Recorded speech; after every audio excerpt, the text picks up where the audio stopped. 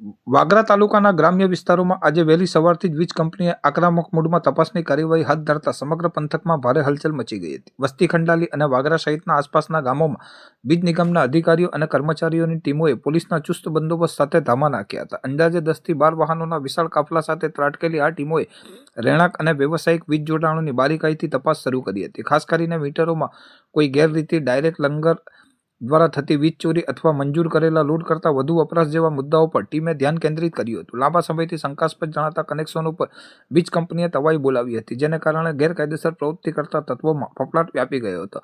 અચાનક થયેલ આ કાર્યવાહીને પગલે ગ્રામજનોમાં ક્યાંક ફાળ તો ક્યાંક કુતૂહલનો માહોલ જોવા મળ્યો હતો. કામગીરી દરમિયાન કોઈ ઘર્ષણ કે અડચણ ઊભી ન થાય તે માટે પોલીસનો પૂરતો કાફલો સતત ખડે પગે રહ્યો હતો.